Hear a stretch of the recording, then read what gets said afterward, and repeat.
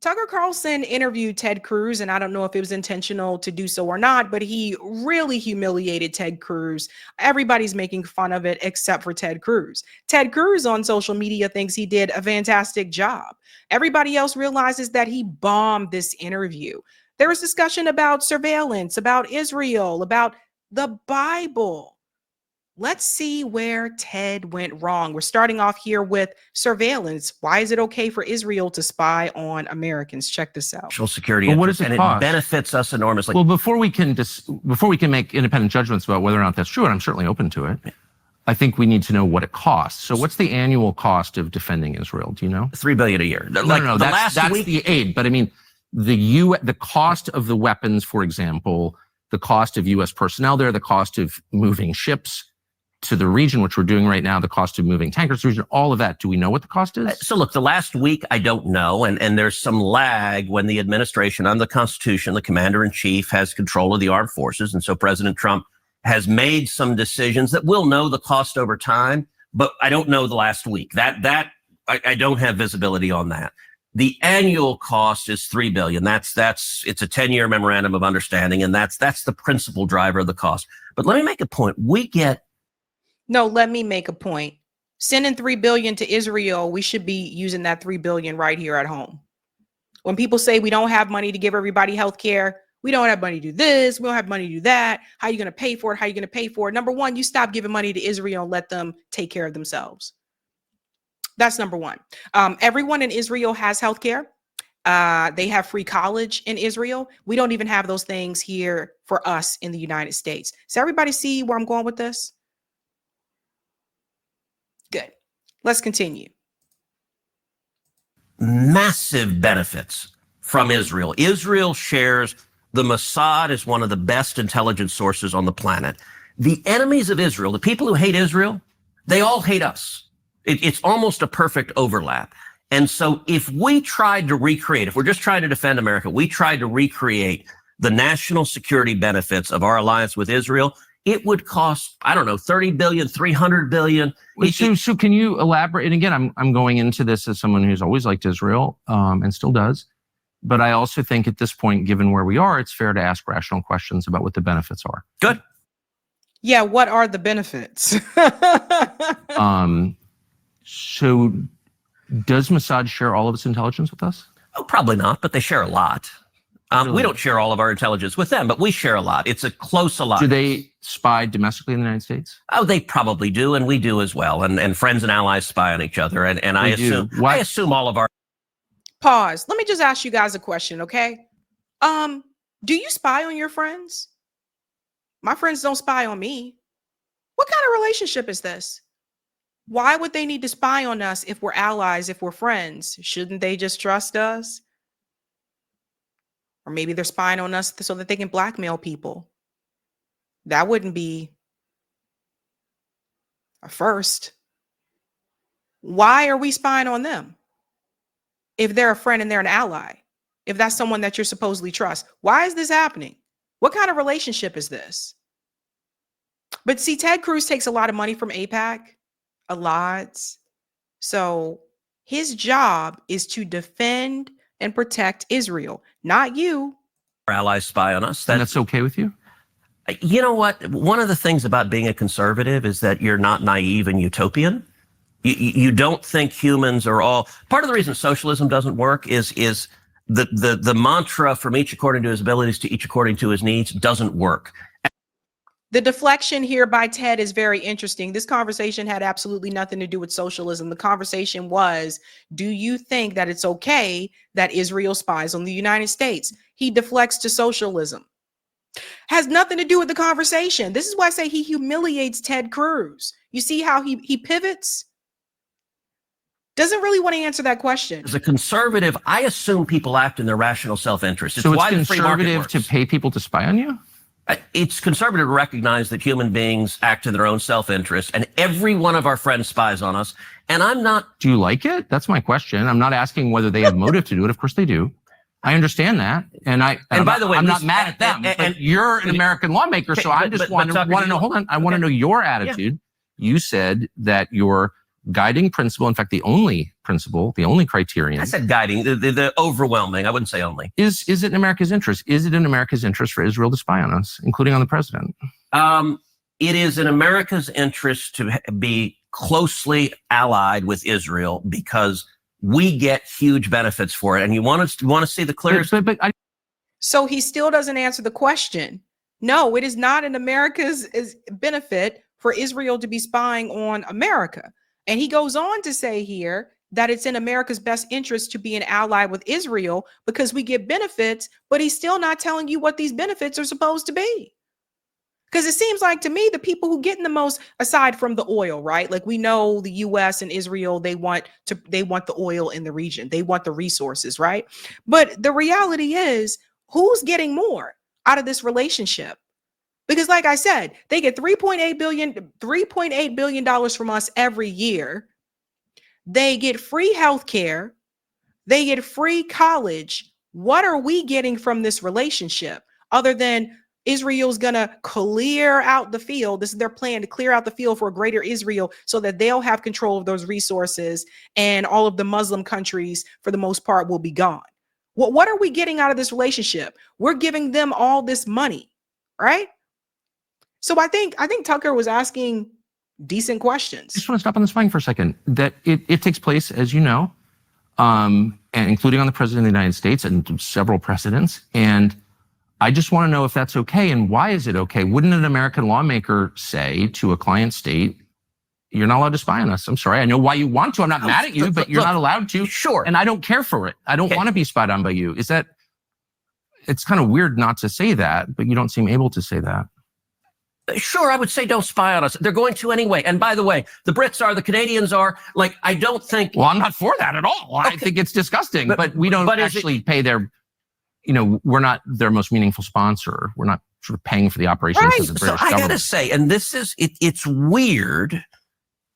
We're talking about isolationists, the obsession with Israel. Why is Israel? Oh, I don't think I'm obsessed with Israel. Okay, but I think a lot of people are. And like the question, Israel spies on us. Well, so does every other country. Why are you mad?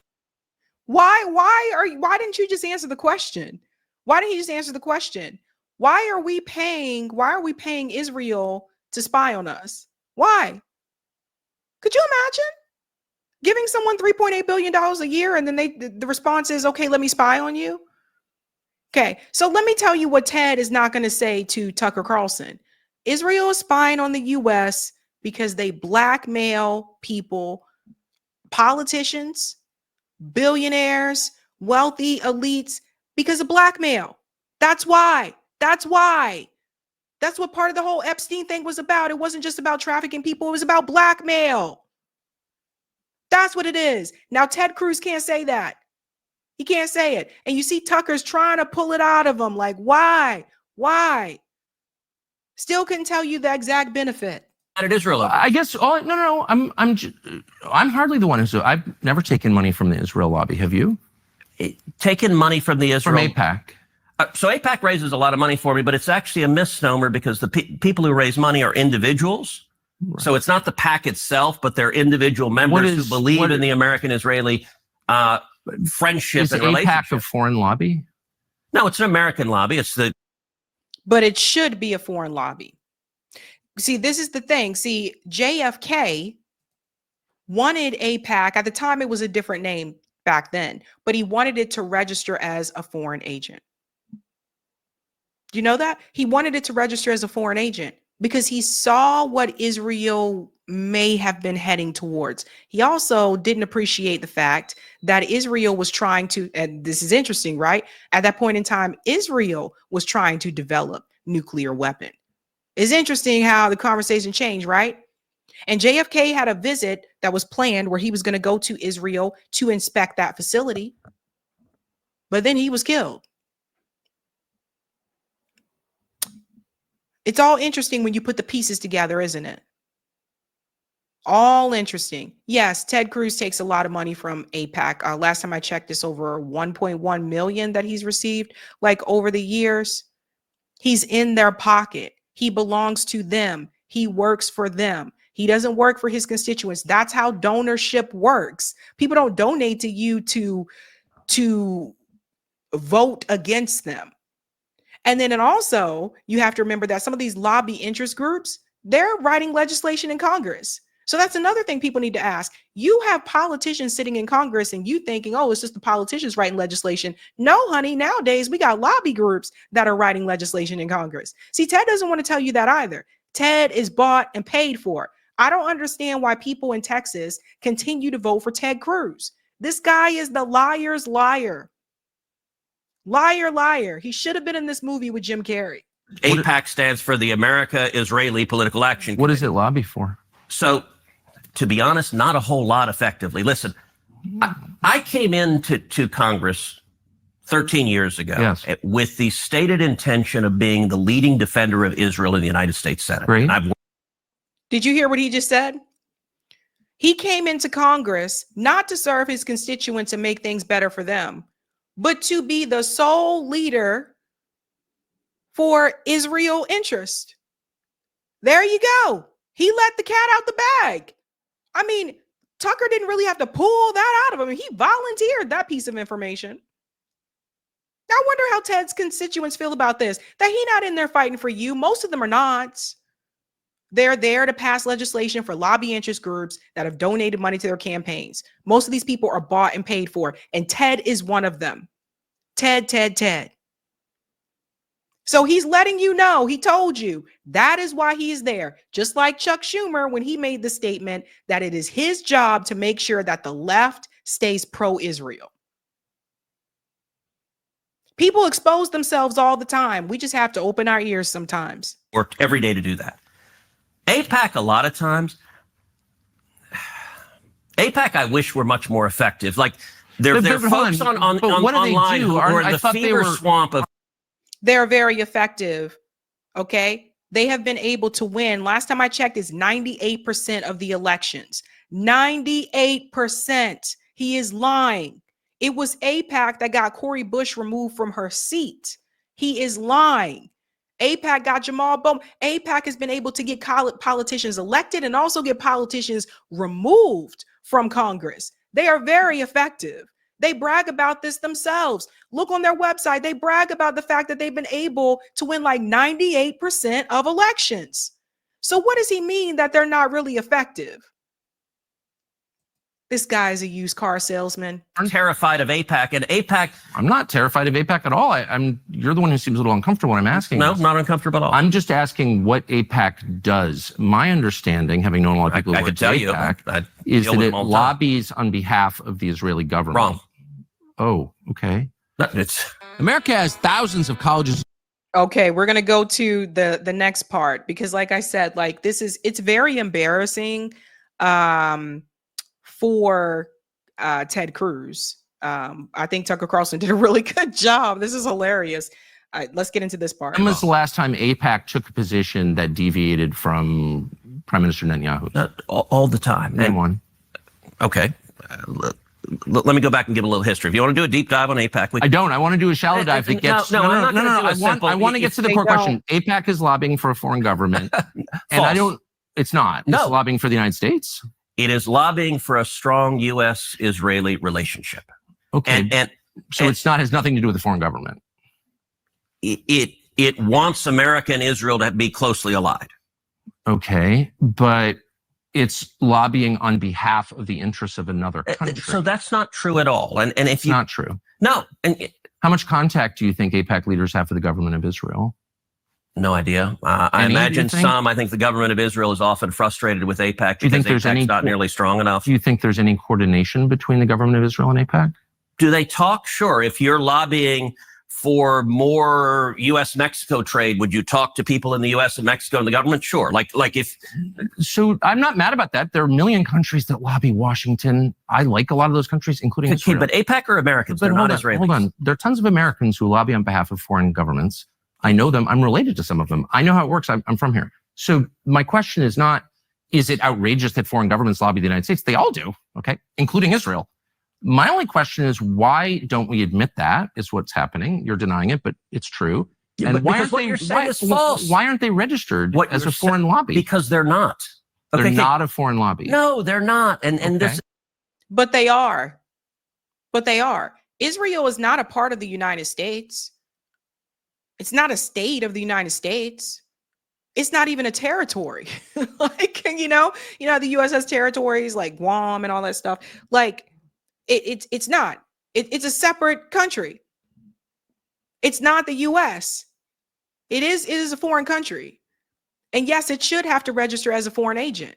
But you see, Ted is paid to say the opposite. And what was really interesting about this conversation is that Ted Cruz was not even willing to, in my opinion, to prove his point. Like, his argument was not strong. Interesting. There's a fever swamp. Look, It's not a fever swamp. These are very reasonable questions. And you've accused me of being obsessed with Israel, which I'm not. I actually haven't. I've said And of being feverish about it, which I'm not at all. I find it's a very tender spot when you ask it, and I don't know why. So, Tucker, all right, let's go back. I was first elected to the Senate in 2012. I came in Obama's second term. And I actually saw AIPAC be badly wounded in a way they never came back from. And the second term is when Obama did the Iran nuclear deal. And the Iran nuclear deal, I think, was catastrophic. And AIPAC went all in lobbying against it. Yeah. There you go, guys. There's everything that you needed to hear right there, right? Don't forget, it was Donald Trump that pulled us out of the Iran nuclear deal. And then had Soleimani assassinated after that. We are always the aggressor. It's either the United States or Israel, sometimes both at the same time, that is the aggressor. The aggression usually comes from the West. That's the thing. I mean, this guy just spills so much. And they failed. And I was the leading opponent of the Iran nuclear Oh, I know. They definitely failed. Yes. They failed. And what happened, the Obama White House told every Democrat, when I got here, there used to be real bipartisan support for Israel. That has largely disappeared. That's a damn lie. In Congress, that's a damn lie. You can look this up for yourself. The majority of the politicians in Congress support Israel. There are a few that do not, right? Like, there are a few like Rashida Tlaib, Ilhan Omar, very, very, very few.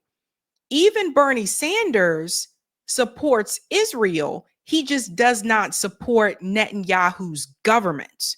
And that's a strong distinction that we got to make there, because there is Israel, right? The state of Israel, and there's also Netanyahu's government. But the way that I have always seen this is that you have to call out both, and let me explain why. Israel, in its very existence today, is a colonial project. The Greater Israel Plan is a colonial expansion. When people colonize, they don't colonize a small space and say, I'm just going to stay here. The goal is always to expand. That's why I say this does not stop with Gaza. This does not stop with the West Bank. This spreads. They don't want Iran there. They don't want Pakistan there. They've already started calling out Pakistan now. You know what I'm saying? Like, they don't want them there. So they want all of that area to themselves. It is the last stage of colonialism, and people need to call it what it is.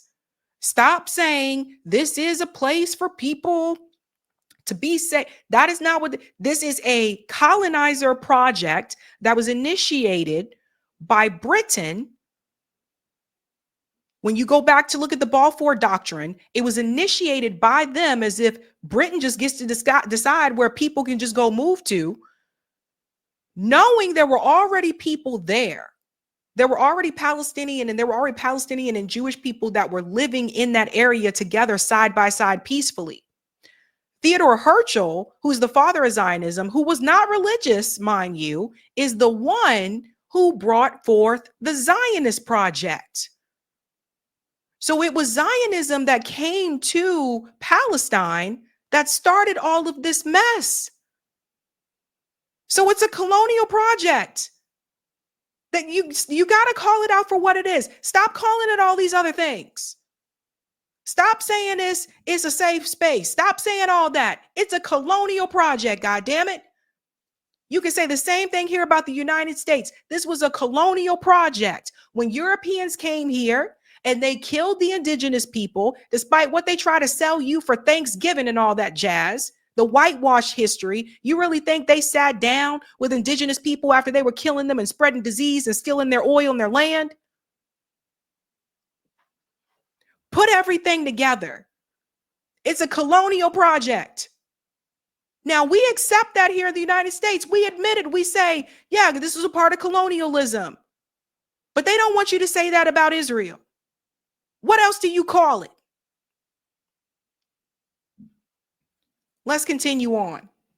And it's the Obama nuclear deal that caused it, because the Obama White House told every Democrat, pick. You either stand with Israel or you're a Democrat and you stand with the Obama White House. And almost every single Democrat member of Congress said, I'm a Democrat first, to hell with Israel. And then I watched as AIPAC, every one of those Democrats got reelected and AIPAC did nothing about it. And first of all, Barack Obama heavily supported Israel. He may have spoke every now and then about Palestine, but Barack Obama supported Israel. Supported Israel. So let's just keep it real, because every one of these presidents that call for a two-state solution, they were like, yeah, we should have a two-state solution. Jimmy Carter said it. Bill Clinton said it. Barack Obama said it. But none of them moved the needle in that direction because they were all bought and paid for too. Ted Cruz is lying. Let's get to the next lie. Let's get to the next lie. This one about the Bible. This one is really cracking me up. A lot of people are calling this out on social media. let's get into Iran momentarily, but you suggested it was a strange thing that I said a minute ago, that when I came into the Senate, I resolved that I was going to be the leading defender of Israel. And what you didn't ask is why. So let me tell you why. No, you said I was obsessed with Israel, and you had just told me that like your driving motive to get to the Senate was to defend Israel. I'm like, I don't think I'm the one who's obsessed with Israel. Okay. I don't even think about Israel. Tucker, words matter. Uh-huh. And you know that. I said I resolved to be the leading defender of Israel, and you said your driving motive, the reason you're in the Senate. You want to be the leading defender of Israel. I would think if I ran for Senate, I'd be like, there are people dying of drug ODs on the street. My driving motive is to fight for Texas and America, and to fight for jobs, and to fight for the Constitution. Nah, bruh, you can't take it back now, Ted. You can't take it back, Ted Cruz. You made it very clear what you came there for. You came to Congress to fight for Israel. Don't try to take it back now and all of a sudden say, I want to look out for my constituents. That was not your goal at all. At all. And you played a very, very careful word game of a lie to You're you. the one who said it, not me. So you still haven't asked why, but I'm going to tell you why.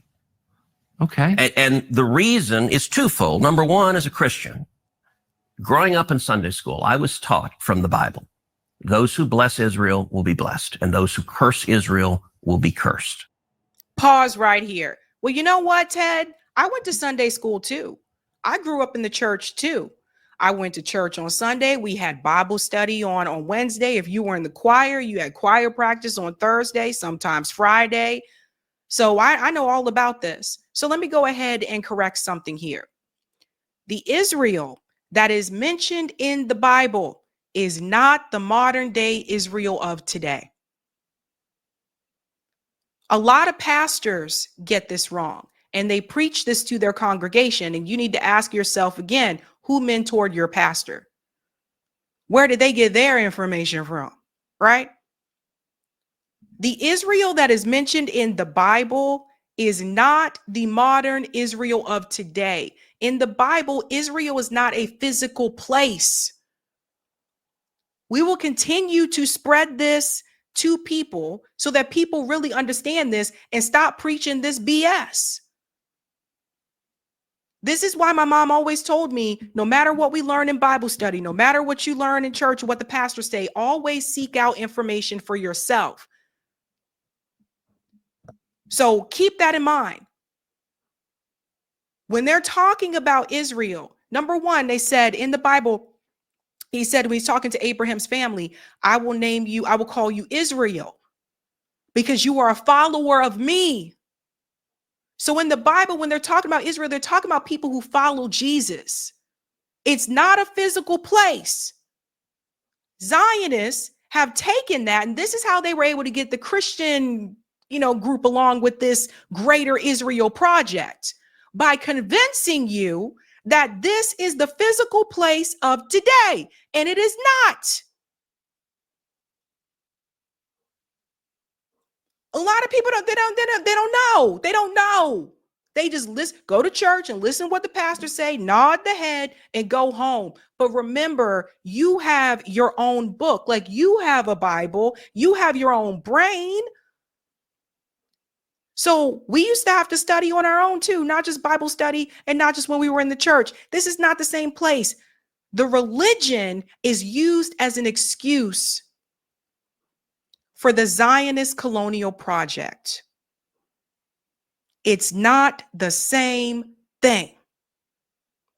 And a lot of Christians get this wrong. And so it is our job to correct that. Let him continue. And from my perspective, I want to be on the blessing side of things. Of those who bless the government of Israel? Those who bless Israel is what it says. It doesn't say the government of it, says the nation of Israel. So that's in the Bible. As a Christian, I believe that. Where is that? I can find it to you. I don't have the scripture off the tip of my. You pull out the phone and use the. It's in. So see how he doesn't even know? He's just repeating what was said to him. And this is what a lot of people do. They just continue to repeat what is said to them, and they don't look for themselves. They don't do their own research. People really need to look at this, right? So I'm going to show you something in just a second. We'll come back to crazy ass Ted Cruz. Look at this. I want to show you something. People need to, and write this down. Israel of the Bible isn't Israel the nation. And I'm so glad that I found this. I've been trying to spread this to people. I Am Blakely has been really good explaining this as well on X. The Bible was written in Aramaic in the city of Byblos, Lebanon, from which the word and book Bible originate. Aramaic, the predecessor language to Arabic, was spoken by Jesus Christ and his mother and the apostles, who were Palestinians in Roman-occupied Palestine. Okay, Ted? Okay? Let me continue. Today, almost every person on this earth believes in the one God, with the belief in the existence of soul or reward, heaven and punishment, purgatory or hell, and the afterlife for the acts and deeds and omissions while living as a human being on this earth. The country of Israel today was created by the United Nations in 1947 from Palestine. Thus, the country of Israel today is not to be confused with and has no connection to the word Israel of the Bible. Pass this on to your friends. So many people get it wrong. They told us these things too, like when I was growing up. They've been lying to you all these years, just like they lied to you about Thanksgiving. Just like they've so many lies through history that they've told you. And you got to ask, what's the agenda that needs to be pushed here? And just keep it real. If you wanted to say, we're going to colonize this area and then that would be truthful. But what they are doing is that they are using religion and they're using it as a crutch, basically to tell people that if you don't support this project, then you're being anti-Semitic and you're against the Jewish religion. It ain't got nothing to do with that. Israel is a secular state. I don't understand why people can't get this right. Israel is a secular state. In Israel, you have people who are Jewish, you have people who are Christian, you have people who are not religious at all.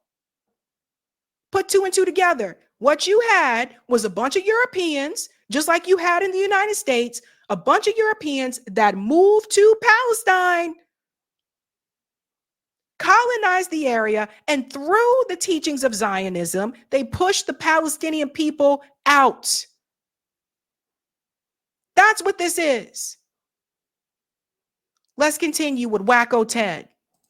But so you're quoting a Bible phrase. You don't have context for it. And you don't know where in the Bible it is, but that's like your theology. I'm confused. What does that even mean? Tucker. I'm a Christian. I want to know what you're talking about. Okay.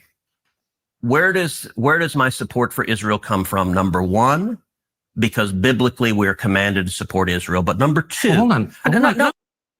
We are not commanded to support the current state of Israel. Again, we are not. We are not. That's not the same Israel that is in the Bible. I'm not holding up. Hold on. You're a senator, and now you're throwing out theology, and I am a Christian, and I am allowed to weigh in on this. We are commanded as Christians to support the government of Israel? We are commanded to support Israel. And what does that mean, Israel? We're told those who bless Israel will be blessed. But hold on, define Israel. This is important. Are you kidding? This is a majority Christian country. Define Israel? Do you not know what Israel is? That would be the country you've asked like 49 questions about. So that's what Genesis, that's what God is talking about. The nation of Israel, yes. So is that the current borders, the current leadership? He's talking about the political entity called Israel? He's talking about the nation of Israel. Yeah, nations exist, and he's discussing a nation. A nation was the people of Israel. Is the nation They're the descendants God's of referring Abraham. to in Genesis, is that the same as the country run by Benjamin Netanyahu right now? Yes. It is. No, and by the way, no, it is not. This is the biggest lie. That is not the same thing. And this is something like Zionists, whether it's Christian Zionists too, they love to spread this lie. No, it is not.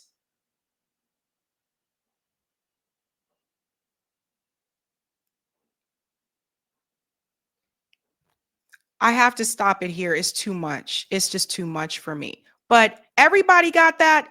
Get it? And Ted is trying to brag about this interview that he had with Tucker Carlson. He's trying to brag about it. The damage is already done, son. The damage is already done. Okay?